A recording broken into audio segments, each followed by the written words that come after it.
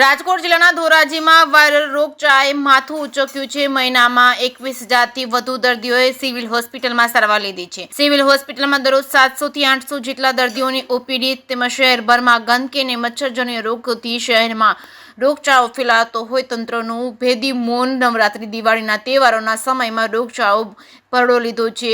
ધોરાજીમાં viral રોગચાળાએ માથું ઉંચક્યું છે। મહિનામાં 21,000થી વધુ દર્દીઓએ સિવિલ હોસ્પિટલમાં સારવાર લીધી છે। ધોરાજી પંથકમાં રોગચાળાએ જાણે માજા મૂકી હોય તેમ તે પ્રકારે દર્દીઓનો રાફડો ફાટ્યો છે। થોડા સમય પહેલા જ પાટણ વાવમાં ઝેરી જંતુ આવતા 3 લોકોના મોત થયા હતા। ઘટનાની શાહી સુકાઈ નથી ત્યાં ધોરાજી શહેરમાં સરકારી હોસ્પિટલમાં મહિનામાં 21,000થી વધુ દર્દીઓએ સારવાર લીધી છે। ઘટના ગંભીર બાબતની ગણાય છે। દરરોજ 700 થી 800 દર્દીઓની ઓપીડી સરકારી હોસ્પિટલમાં થઈ રહી છે। આ જોતા માત્ર સરકારી હોસ્પિટલમાં જો આટલા દર્દી હોય તો શહેરની ખાનગી હોસ્પિટલમાં દર્દી કેટલા તે મોટો સવાલ ઉભો થઈ રહ્યો છે। ધોરાજી સિવિલ હોસ્પિટલમાં વાયરલ રોગચાળાથી દર્દીઓથી ઉભરાય છે। ધોરાજી સરકારી હોસ્પિટલના અધિક્ષક ડોક્ટર જયેશ સાહેબે ડોક્ટર જયેશ વસેટિયાને મીડિયાની માહિતી આપતા જણાવ્યું હતું કે હાલ ચોમાસાની ઋતુ હોય ત્યારે શહેરમાં રોગચાળાની ભીતિ છે ત્યારે મહિને સિવિલ હોસ્પિટલમાં વિવિધ રોગોના 21,000થી વધારે દર્દીઓનો કેસ નોંધાયા છે। હાલ સિવિલ હોસ્પિટલમાં તાવ, શરદી, ઉધરસ સહિતના વાયરલ રોગોના દર્દીઓમાં વધારો જોવા મળ્યો છે।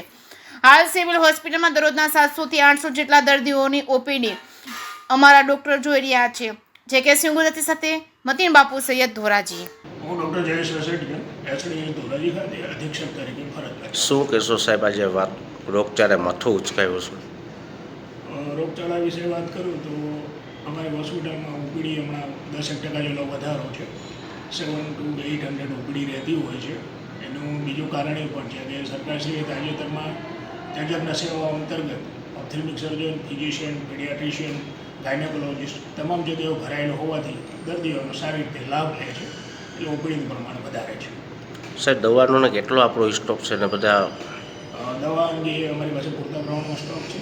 સરકારશ્રી તરફથી જીએમસીએલ તરફથી એ જરૂર પડે અમેરોગી પેરેન્ટ સમિતિમાં પણ દવાઓ પૂરી પાડવામાં આવે છે। સાહેબ, રોજની કેટલી ઓપીડી હોય છે જોવા માટે કસારો? અમારી ઓપીડી દરરોજ મેં આપણે કહ્યું 700 થી 800 ની હોય છે। આ રોગચાળાનું કારણ શું સાહેબ?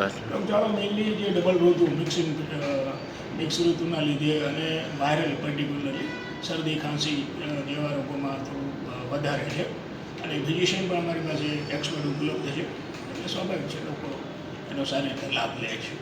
સાહેબ, નાના બચ્ચા આ ભૈરામાં આવી ગયા છે શું? હા, પીડિયાટ્રિશિયન પણ તાજેતરમાં જગ્યાઓ ભરાઈ છે એટલે પીડિયાટ્રિશિયનની ઓપીડી પણ ઓછામાં ઓછી 100 રહેતી હોય છે। સરકારીમાં જ્યાં જોઈએ સાહેબ ત્યાં લાઈનો લાગેલી હોય છે કસારો, કેસ બારીમાં જોઈએ તો દવામાં, લેબોરેટરીમાં શું કહેશો? ઓપીડી અમારી વધી છે એટલે સ્વાભાવિક છે દરેક પ્રમાણે લાઈનો વધારે છે સાહેબ ને શું કહેશો આ બધા? કેસવારીમાં અને 2 કાઉન્ટર રાખેલા છે ને દવા એન્ટ્રી ઓપરેટર, લેબટેક અને અન્ય ડેટા એન્ટ્રી ઓપરેટર રાખેલા છે। આ લાઈનો સ્વાભાવિક છે વધારે છે। કેસવારી પણ 2 ફાર્માસિસ્ટ છે, પોતાની ફરજ બજાવે છે, દર્દીઓને કોઈ હેરાનગતિ નથી।